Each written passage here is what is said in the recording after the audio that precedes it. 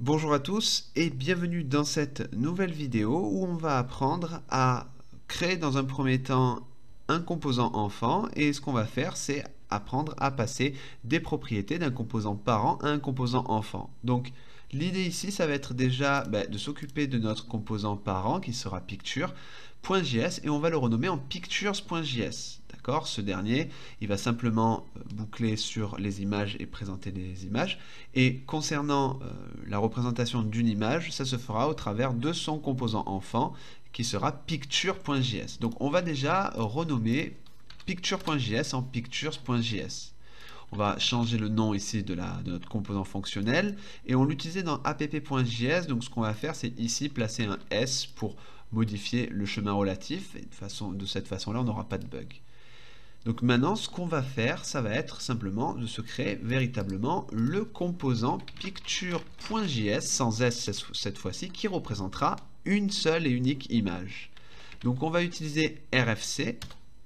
De cette façon-là, on va pouvoir débuter un boilerplate pour un composant fonctionnel. Et ce que je vais y mettre au niveau de ce return, ça va être simplement le code ici que l'on retournait pour chaque image. De cette façon. Et enfin, au lieu de retourner tout simplement le code précédent, je vais retourner le composant picture. Et ceci sera notre composant enfant. On aura besoin de lui passer toute une liste de propriétés, de props. Et on verra qu'on pourra passer tout et n'importe quoi. Donc bien sûr, on n'oublie pas d'importer picture de cette manière. Voilà, donc comme on l'avait fait dans app.js, on n'oublie pas de l'importer. Et à ce niveau-là, on devrait avoir des petits soucis parce que Picture a besoin de propriétés pour fonctionner, d'accord? Comme par exemple l'index ou certaines fonctionnalités. Et on nous indique bien que index n'est pas défini, show close button n'est pas défini, etc., etc. Donc on sait d'ores et déjà qu'on va avoir besoin de useState. Donc on va directement le rajouter à la ligne dans l'import. On va ici mettre import de useState from React. Voilà, comme ça, c'est déjà une bonne chose.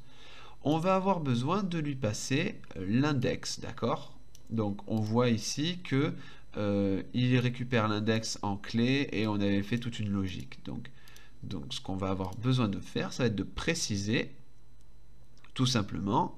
Alors ce que je vais faire, c'est carrément même pas mettre de return et d'accolade, c'est le mettre sur une seule ligne de cette façon.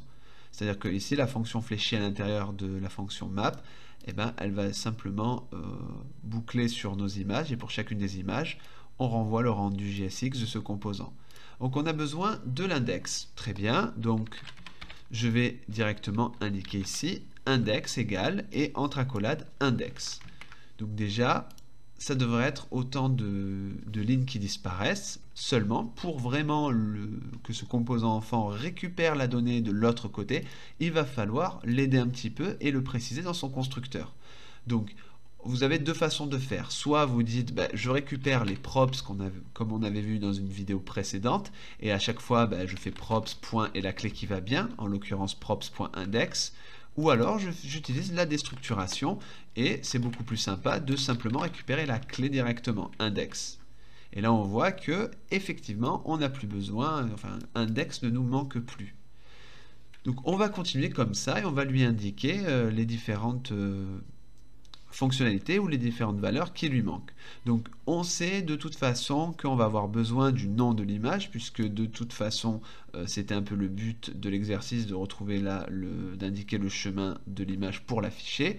Donc ici on voit qu'on a un petit name qui est barré, donc de toute façon on va changer la clé qu'on va passer. On va garder ici le name en tant que valeur, mais par contre, je vais plutôt le mettre ici en premier pour respecter l'ordre, on va tout simplement l'appeler ImageName. Voilà. Et ImageName, ce sera égal à name. Et de l'autre côté, on va récupérer cette clé-là. Voilà. Et bien sûr, on n'oublie pas, alors je vais le remettre dans le bon ordre, on n'oublie pas ici de mettre à jour les clés qu'on utilise ImageName. Donc plus name, mais ImageName. Très bien. Donc maintenant, on voit qu'on a le set show close button. Alors pourquoi? Parce que tout simplement, on a besoin d'un useState. Et ce useState là, il était ici. C'était notre useState showClose button et on l'avait initialisé à -1. Donc on va récupérer ce state entier et on va juste l'indiquer ici, puisque de toute façon, on ne l'utilisait pas dans notre composant enfant. Voilà. Et il nous reste une dernière chose à faire, c'est de lui passer setImages et images. Donc vous comprenez de la même façon qu'on avait passé le showClose button, donc ce state là, qu'on va avoir besoin de lui passer le state ici avec le tableau. Alors le problème, c'est le suivant. Là, je vais avoir besoin également de ce tableau dans mon composant parent. Donc là, finalement, je vais copier ce code-là et le coller ici, et je me retrouverai avec deux tableaux totalement identiques. Et ça, on sait que c'est pas très bon. Donc, dans l'idée, et pour vraiment optimiser au mieux cette réfactoration, parce que c'est effectivement ce que c'est, on va plutôt ici, au lieu de faire un setImages directement et implémenter la logique dans ce composant-là, on va simplement dire, quand je veux filtrer mes images, je vais le faire au travers d'une fonction. Et cette fonction, on va plutôt la laisser dans notre composant parent. Ça va éviter comme ça d'avoir besoin de conserver la logique de notre composant enfant et du coup de lui passer ce tableau-là. En revanche, on aura juste besoin de lui passer la structure de la fonction et tout fonctionnera à merveille. Alors, ce que je vais faire dans un tout premier temps, ça va être simplement de copier ce code-là, donc copier ma logique, et je vais simplement, juste en dessous de Images Components, me créer une fonction, et on va l'appeler handle remove image, parce que c'est ce que ça doit faire, ça doit tout simplement retirer l'image du tableau. Donc on va avoir besoin de lui passer l'index, d'accord, très bien, et ensuite on fait notre filter. Donc jusque là, pas de souci. Si on a besoin du coup d'une nouvelle parenthèse, et moi personnellement je mets le point virgule. Donc setImages, on filtre notre image, donc on passe l'image mais on n'a pas forcément besoin, et si l'index de l'image est égal à l'index que je passe, alors dans ce cas-là, j'affiche l'image en question, et on finira par ne pas afficher l'image qu'on aura retirée. Et là, l'avantage, c'est que maintenant que cette fonctionnalité, elle existe, eh bien, je n'ai pas besoin de passer ce state-là de l'autre côté, puisque la fonctionnalité ici, dans le composant parent, a besoin de ce state-là qui est du coup sur le même composant. En revanche, ce que je vais pouvoir faire, donc je vais copier le nom handle remove image et simplement le passer en onClick. Donc onClick, qu'est-ce que je fais? Je vais appeler cette fonction-là. Cette fonction-là, on n'a plus qu'à la passer depuis notre composant parent.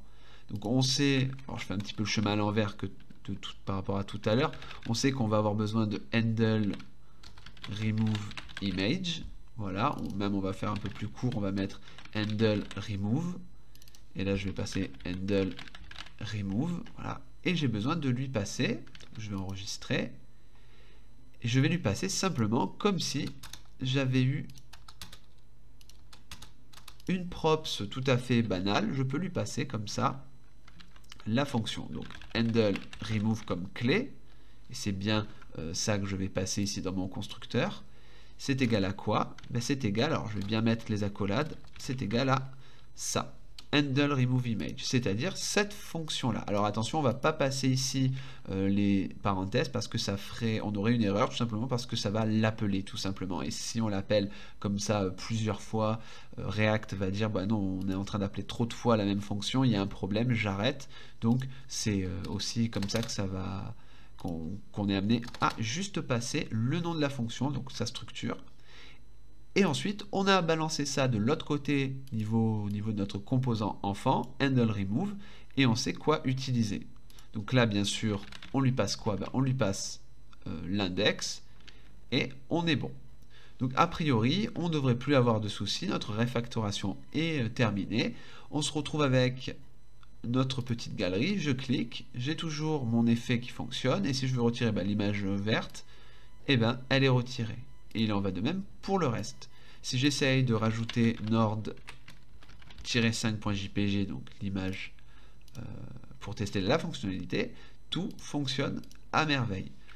Donc voilà comment on fait pour jongler avec cette réfactoration entre le composant parent et le composant enfant et comment on fait pour lui passer des props avec React.js.